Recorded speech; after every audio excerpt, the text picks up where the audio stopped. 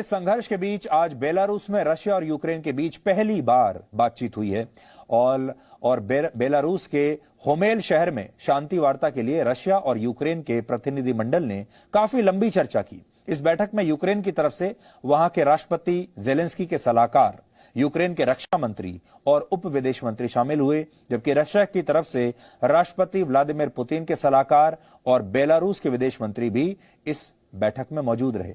यह बैठक करीब 3.5 घंटे तक चली है और इस दौरान यूक्रेन की तरफ से तुरंत सीज फायर लागू करने की मांग की गई। हालांकि यूक्रेन चाहता है कि रशिया पूर्वी यूक्रेन के डोनबास और दक्षिणी यूक्रेन के क्राइमिया क्षेत्र से अपनी सेना को वापस बुला ले, और रशिया ने इन दोनों ही मांगों को सार्थक नहीं माना है, इन्हें ठुकरा दिया है और कहा है कि यूक्रेन इस तरह की शर्तें लगाकर युद्ध को रोकना ही नहीं चाहता। यानी आज युद्ध को रोकने के लिए रशिया और यूक्रेन के बीच बातचीत तो शुरू हुई है, लेकिन इसका कोई नतीजा नहीं निकला है और युद्ध पहले की तरह ही जारी है।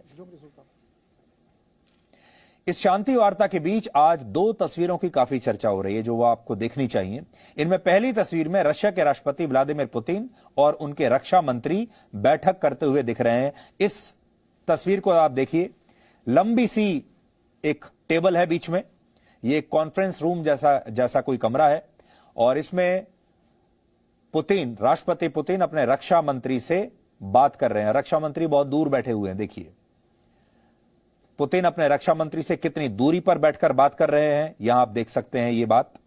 यह तस्वीर एक दिन पहले की है, जबकि रशिया के रक्षा मंत्री पुतिन को यूक्रेन संकट पर यह सारी जानकारी दे रहे हैं। लेकिन अब दूसरी तस्वीर देखिए, जिसमें यूक्रेन के राष्ट्रपति जेलेंस्की अपने रक्षा मंत्री के गले में हाथ डालकर उनके साथ बैठे हुए हैं और इतनी मुसीबत के क्षण में भी ये दोनों मुस्कुरा रहे हैं। आप इन दोनों तस्वीरों से जेलेंस्की और पुतिन के बीच अंतर कर सकते हैं। दोनों जो लोग हैं, दोनों नेता बिल्कुल डिफरेंट पर्सनैलिटीज हैं, एकदम अलग शख्सियत है दोनों की। और इस युद्ध के बीच रशिया के राष्ट्रपति व्लादिमीर पुतिन ने अपने देश की न्यूक्लियर डिटरेंस फोर्सेस को अलर्ट कर दिया है। यह एक बहुत बड़ी और खतरनाक घटना है, क्योंकि इससे पहले इस तरह की बात वर्ष 1962 के क्यूबा संघर्ष के दौरान हुई थी, जब क्यूबा में अमेरिका और सोवियत संघ आमने सामने आ गए थे। न्यूक्लियर डिटरेंस फोर्सेस किसी भी देश में परमाणु हथियारों को नियंत्रित करने वाली एक फोर्स होती है, और जब कोई देश अपनी इन फोर्सेस को अलर्ट जारी करता है तो इसका मतलब यह होता है कि वो देश अपनी आत्मरक्षा और बचाव के लिए अपने परमाणु हथियारों को तैयार रखने के लिए कह रहा है अपनी फोर्सेस को। मतलब रशिया ने अपनी फोर्सेस को कहा है कि परमाणु हथियारों को तैयार रखिए, एक बटन दबाने की देरी है। पूरी दुनिया में केवल 9 देश ऐसे हैं जिनके पास परमाणु हथियार हैं, और इन देशों में भी सबसे बड़ी परमाणु शक्ति रशिया है। रशिया के पास इस समय पूरी दुनिया में सबसे ज्यादा 6255 परमाणु हथियार हैं। अमेरिका के पास 5800, ब्रिटेन के पास 225, फ्रांस के पास 290, चीन के पास 350 और भारत के पास 156 परमाणु हथियार हैं। एक जमाने में यूक्रेन भी दुनिया की तीसरी सबसे बड़ी न्यूक्लियर पावर हुआ करता था, लेकिन 90 के दशक में उसने अमेरिका और ब्रिटेन के कहने पर अपने परमाणु हथियारों को नष्ट कर दिया, और इसलिए आज रशिया तो यूक्रेन को अपने परमाणु हथियारों की धमकी से डरा सकता है, लेकिन यूक्रेन के पास किसी को डराने के लिए कोई परमाणु हथियार नहीं है। आज यूक्रेन को इस बात का एहसास हो रहा होगा कि उसने अमेरिका और ब्रिटेन के कहने में आकर अपने परमाणु हथियारों को जो नष्ट किया वो उसने गलत किया, उससे गलती हो गई, वरना आज यूक्रेन को इस तरह दबाना किसी के लिए भी संभव नहीं होता अगर उसके पास परमाणु हथियार होते तो अमेरिका ने और ब्रिटेन ने यूक्रेन के परमाणु हथियार नष्ट करवा दिए और अब उसकी रक्षा के लिए भी सामने नहीं आ रहे। बेलारूस ने कहा है कि वो परमाणु हथियारों की तैनाती के लिए रशियन वॉर हेड्स को अपनी सीमा में प्रवेश दे सकता है, और अगर ऐसा होता है तो रशिया के परमाणु हथियार यूक्रेन के चारों तरफ बिछे होंगे।